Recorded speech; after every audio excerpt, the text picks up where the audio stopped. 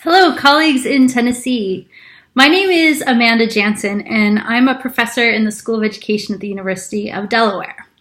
Jan Nelms asked me to record a few words for all of you, working together to think about supporting students with using Talk to Learn. And so I thought I would share with you an idea that has a lot of potential to make a big difference in supporting students with using Talk to Learn. And that is the notion of rough draft talk.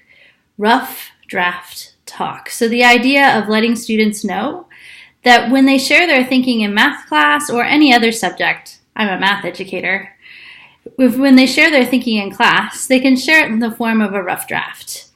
So this is an important idea that supports learning. Rough draft talk is when students share their thinking when it's unfinished, incomplete, or in progress. It's just a draft. So why is rough draft talk important? I think it's important for 3 reasons. Rough draft talk can help students develop their ideas. It can help students develop their identities.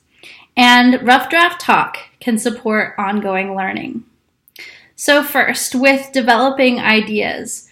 Rough draft talk supports students with developing their ideas because they are talking through something to continue to make sense of it. Every time we want to try to make sense out of something new, we talk to ourselves, we talk ourselves through what we're thinking, we use bumpy language, we're not really sure, but we use talk to continue to develop what we're thinking and try to make sense out of things. We're using talk to learn. We're not using talk to perform in the rough draft talk phase.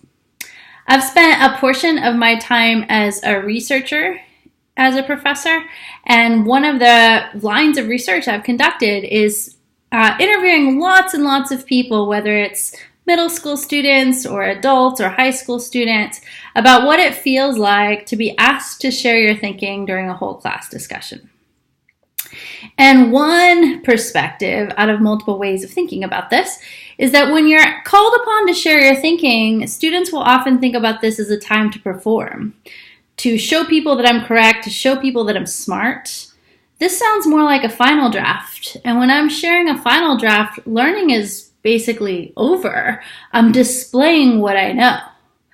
But teachers often want students instead to engage in a discussion so their learning continues. And so we want to disrupt this notion that I'm talking to perform and instead help students think about talking as a time to learn.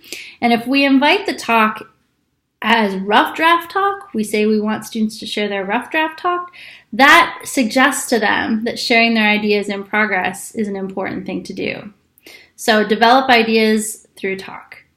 Well, we're also developing identities through supporting students with rough draft talk. So what do I mean by that?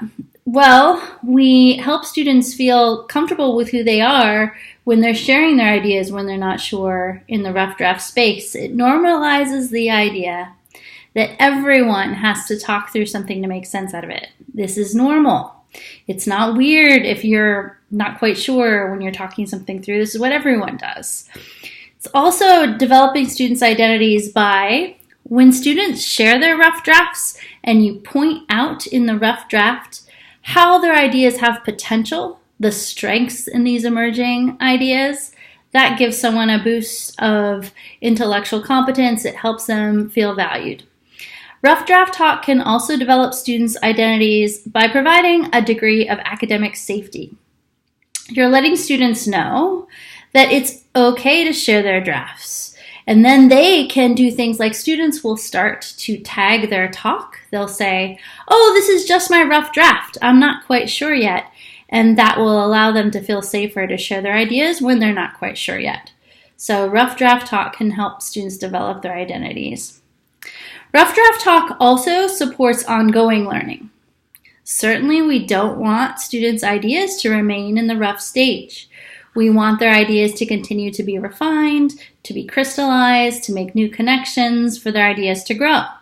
So by inviting rough draft talk, you're also thinking about how can I help students revise their thinking so their ideas become less roughed.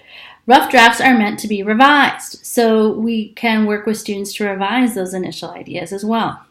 So I hope you think about how this idea of rough draft thinking or rough draft talk can provide inspiration for you when you're working with students to help them use their talk to learn.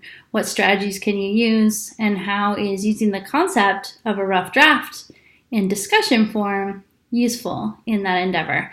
So I hope that you have a great experience working together and developing the ideas of using talk to learn, and I hope to hear back from folks in Chattanooga to hear how your conversations went.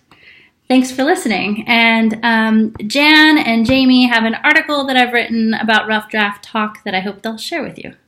Thanks.